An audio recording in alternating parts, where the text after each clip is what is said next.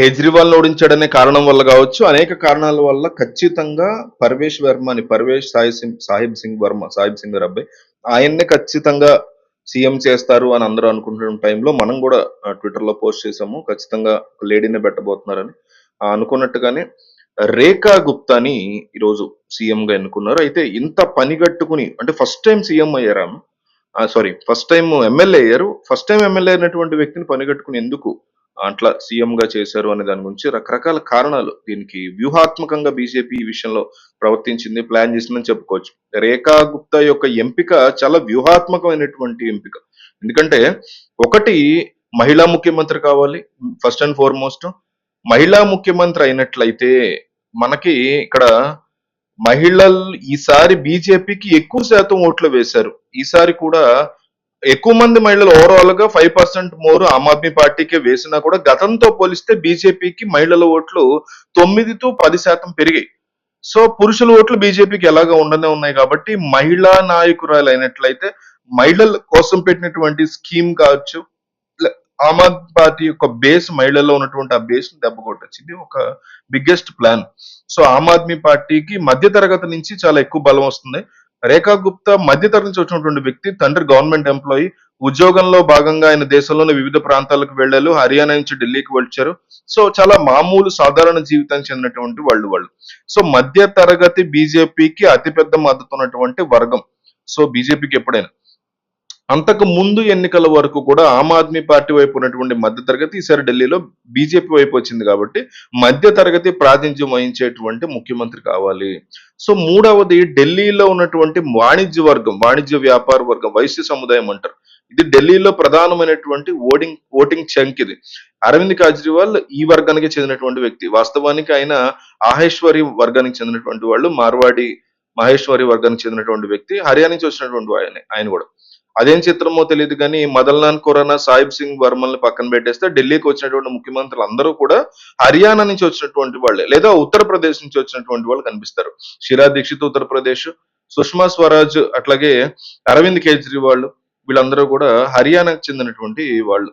హర్యానా నుంచి వచ్చి ఢిల్లీని తన ఇల్లుగా మార్చుకున్నటువంటి మధ్య తరగతి మహిళని, వైశ్య సముదాయానికి చెందినటువంటి మహిళ, వ్యాపార వర్గానికి చెందినటువంటి ప్రతినిధిని ముఖ్యమంత్రిగా చేయడం అనేది బీజేపీ యొక్క వ్యూహం.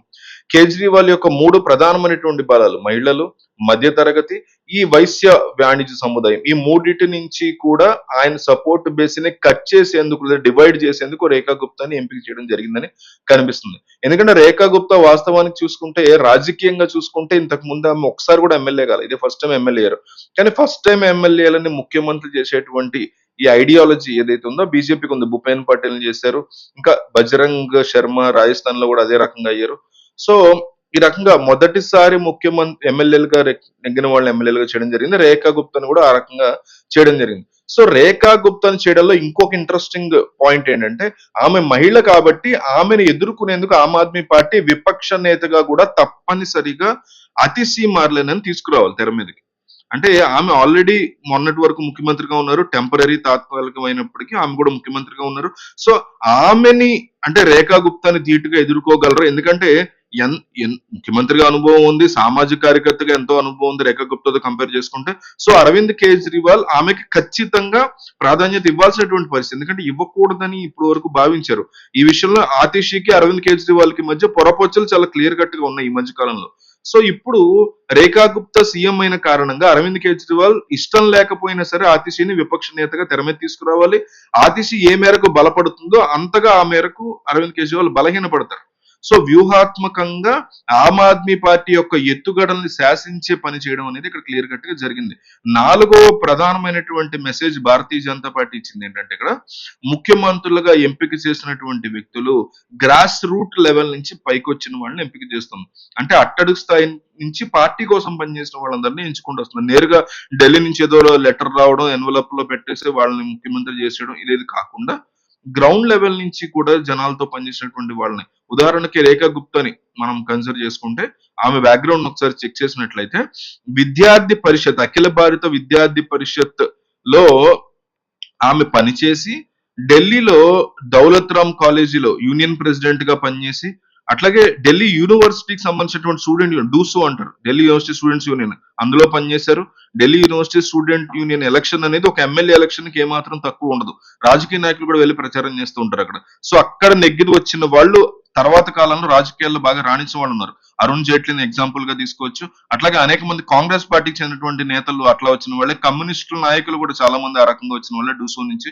ఢిల్లీ యూనియన్ స్టూడెంట్ ఎన్నిక అనేది చాలా కీలకమైనటువంటిది, చాలా హార్డ్ వర్క్ చేయాల్సి ఉంటుంది. సో ఆమె ఆ ఎన్నికల్లో పోటీ చేసి నెగ్గారు రేఖా గుప్తా. ఆ తర్వాత రాజకీయాల్లోకి వచ్చి కౌన్సిలర్ గా కూడా ఆమె పోటీ చేశారు, కౌన్సిలర్ గా కూడా నెగ్గారు. ఢిల్లీ మేయర్ గా, south Delhi municipal corporation mayor గా ఆమె పనిచేశారు. సో మేయర్ గా తర్వాత ఓడిపోయినటువంటి సిచ్యువేషన్ ఉంది, కౌన్సిలర్ గా ఓడిపోయినటువంటి సిచ్యువేషన్ ఉంది, ఎమ్మెల్యేగా 2 సార్లు పోటీ చేసి అదే నియోజకవర్గం శాలిమార్ గంజ్ నియోజకవర్గంలో ఓడి ఇప్పుడు గెలిచినటువంటి పరిస్థితి ఉంది. సో ఫస్ట్ టైం ఎమ్మెల్యే అయినప్పటికీ కూడా పరిపాలన అనుభవం ఉంది, రాజకీయ అనుభవం ఉంది. అదే విధంగా సంస్థాగతంగా ఆమె బీజేపీ మహిళా మోర్చాకి వైస్ ప్రెసిడెంట్ గా పనిచేశారు, ఢిల్లీ బీజేపీ సెక్రటరీగా పనిచేశారు.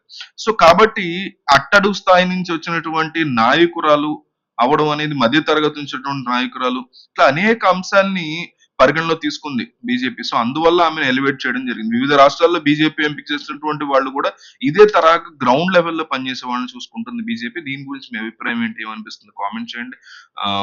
నేను ఒక 2000 లైక్స్ టార్గెట్ పెట్టుకున్నా, ఒక లైక్ ఇచ్చి మీరు కంటిన్యూ అవ్వండి.